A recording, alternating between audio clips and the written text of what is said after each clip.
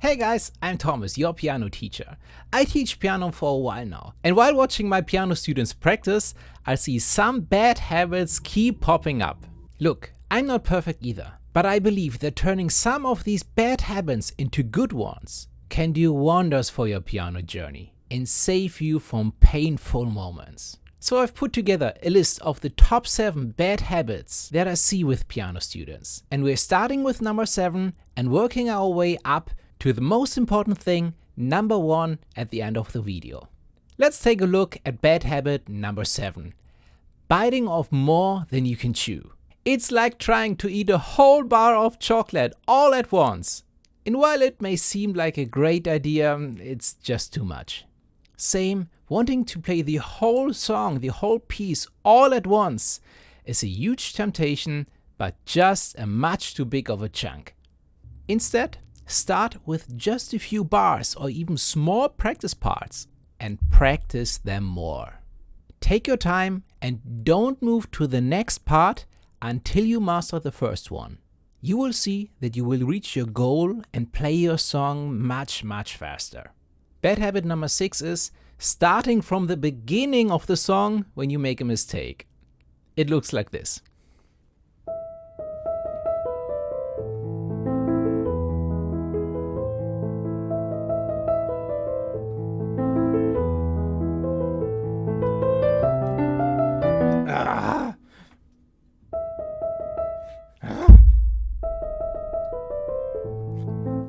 This is a huge waste of time because you practice parts that you can already play. If you make a mistake in the middle of the song, don't start from the beginning.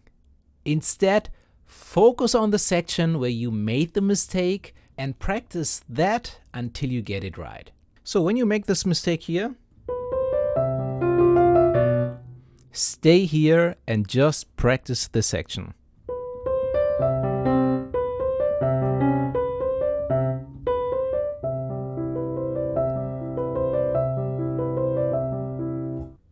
From there, widen your practice part, and that brings us to bad habit number 5. Not repeating the part often enough correctly. Maybe you found yourself before making a mistake, repeating it, and trying to get it right. Let's say you're practicing a difficult part and make the same mistake again and again. And then finally, you played it right once. And then you say, yay, I can play it. And then you move on to the next part. The thing is, to really master a part, you need to repeat it correctly many times until it becomes muscle memory. I even go so far that I say, once you master the practice part, keep repeating it correctly 20, 50, or even 100 times. It only takes a few minutes and it's worth time spent. And only then you can move on to the next part of the song.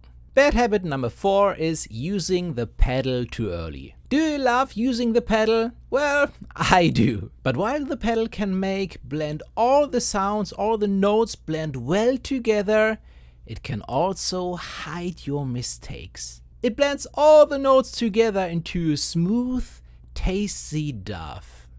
But you can't taste the single ingredients anymore and check if they are high in quality or bad. It's important to practice without the pedal to really know your practice progress. Only add the pedal after you've practiced both hands separately, then together, and then you can add the pedal. And there's a second reason why it's a bad habit to use the pedal too early, and that is that it can be overwhelming for your brain to practice the right hand, the left hand, and the pedal all at once. It's better and faster to take it one step at a time. So practicing without the pedal first until you've got both hands down will not only make it easier, but faster. Once you've got both hands playing correctly, then you can add in the pedal for a smoother sound. Bad habit number 3 is practicing too fast. There's a famous saying at the piano: if you can play it slow, you can play it fast. And it's true. When you're playing fast, there's a high chance that you're hiding mistakes and overplaying them. Playing slow and clean really proves that you can play it. Playing slow and clean strengthens your playing and really proves that you can play it. The next time you are practicing, at the end of your practice session, practice what you just practiced again, but half the speed.